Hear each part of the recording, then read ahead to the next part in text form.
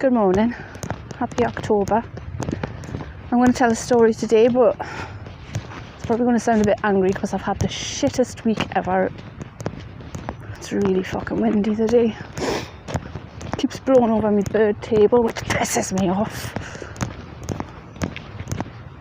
And on top of that, I've got fucking constipation. So last night I was sitting on the fucking toilet looking like Danny off The Shining. It's really warm as well, it's really mild. What was I going to talk about? Isn't it ironic that after a cup of coffee this morning I now need a shit? I should have drank a cup of coffee last night instead of the fucking bottle of wine I obliterated in 1 hour.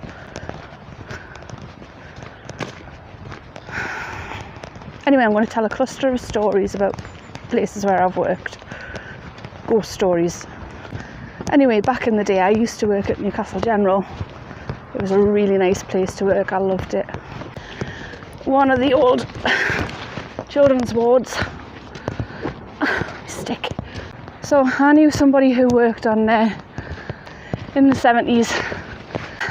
And at the end of the ward, it was kind of like a laundry chute. They would chuck all the laundry down there and they would get picked up and cleaned and what have you. So anyway, many years ago, before she worked there was a nurse who worked there. Now I don't know the ins and outs of what happened to her, but something happened to her and she hung herself in this dumbwaiter thing, this laundry chute. That was risky. So staff back then would talk about a lot of strange experiences that would happen on that ward, like doors opening and closing by themselves. This person was looking after her little kiddie. She grew really fond of her and looked after her. I mean, she looked after all the kids on there, but this little kid was her favourite, basically. She was working on the ward that night and she was sitting at the desk. She had all the other kids and she was aware that somebody had come up behind her. She felt a breeze on the back of her neck. She turned around. The doors were shut. There's nobody there. And she was aware of a rattling coming from the old laundry chute. And a lot of them were too scared to go near this laundry chute because they were frightened to open it and see a pair of legs dangling. Her shift ended. She passed it over to the other nurse and she never said anything to her about it. The other nurse took over. She went home, had a kip, got up, got herself sorted, ready for the next night shift. This time she heard a bang behind her, so she turned around and the doors had swung open. So she got up to go and close them, but they closed themselves. So she turned and looked at the laundry chute, waited for that to kick off again, and it didn't. She went around the beds, checked all the bairns were fine, they were fast asleep, nothing wrong.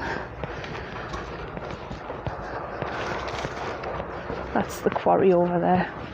So 2 seconds later she said she felt the breeze again on her face, as if something was walking past her. And then she just sat, glanced around the room, making sure all the kids were okay, everything was fine.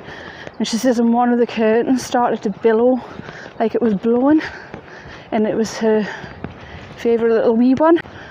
So she stood up and had a walk over, and as she walked over, the laundry chute door slammed open.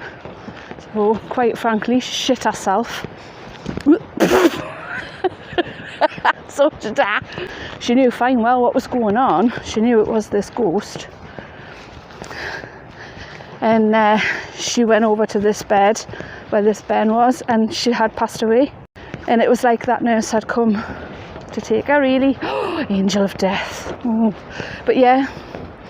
And recent years after that, fucking shut up! It's the quarry, sorry. Oh, you got your ball? Good lass. So recent years after that, it was closed down as a ward and it was turned into just secretary's offices. I was passing there one day and I was talking to them about the ward and everything, and she says, oh, the old laundry chute's still there, it opens by itself sometimes. And I said, fuck off. Anyway, she showed us it, and I saw the old laundry chute, and she says, oh, twats. Anyway, where was I? Oh yeah, so she said, not only that, the doors open and close by themselves as if somebody's walking through. The secretaries would finish promptly at 5 and would not stay back overtime unless there was another person there. They were too scared. So I went back and told the old nurse about this, who used to work there, and she said, I'm not surprised. I'm not in the least bit surprised. And she'll be in her 70s now, if she's still alive. But yeah, that's the story about the old children's ward at Newcastle Gen. I'll toot ye in a minute! Oh, that one's having a shite. I wish I could do that. So the old path labs where I used to work were absolutely fantastic. Loved them. They were really old. The old lift that we used to use was one of those old ones where you had to pull one of the first door shut and then slide along the wire door, grating door, to activate the actual lift. Oh God, and then it would rumble like it would fucking shudder. So I used to stop the lift halfway through half the time by just opening the door ever so slightly and scare the shit out of people. You would go down into the basement section, and it would be like really dark and scary. We had a black museum down there, of course being the old pathology labs. I don't need to go into any detail of what we actually had down there. To be honest with you, considering the way the building looked, I mean, that place looked creepy as hell. It really did. But not a lot happened there. When my daughter was born, I had to go part-time, and I got a part-time job on an evenings as a domestic. I absolutely loved it. I was working with a really nice bunch of people. So anyway, they were renovating a part of the building and they were modernising it basically.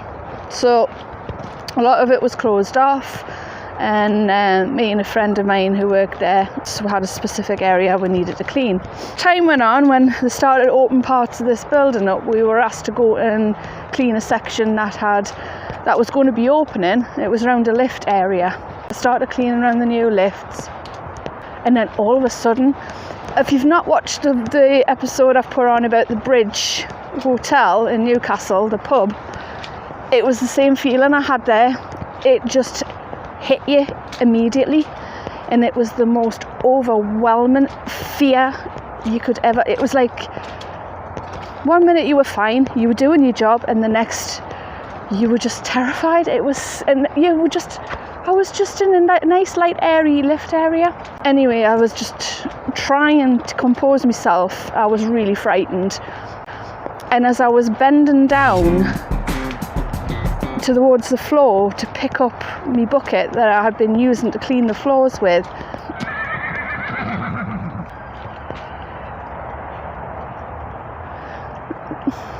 there's one over there and there's one I think they're talking to each other. They're probably saying, what the fuck is they talking about? This thing rushed up into my face, and it was an angry man. It was screaming. There was no sound, but it was. And I just dropped everything and ran towards Karen, who was working on the ward.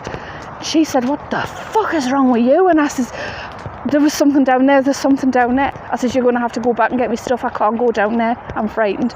The months after that, when I built up the courage to work back around there, and there was nothing else there. And I think it was, I don't know what it was, but it was something that was well pissed off, that maybe things had changed.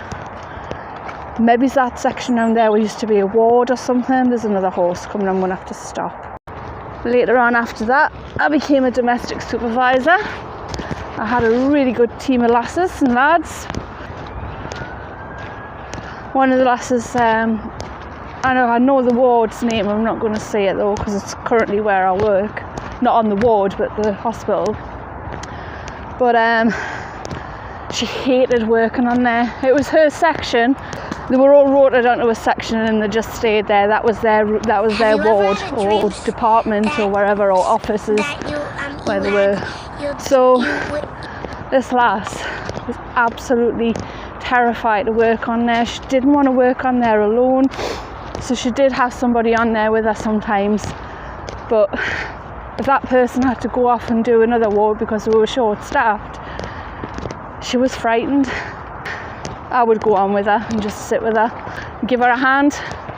I would go on there and give her a hand and help her out so she could get the ward done quickly, get off there and go and do it somewhere else if she wanted to.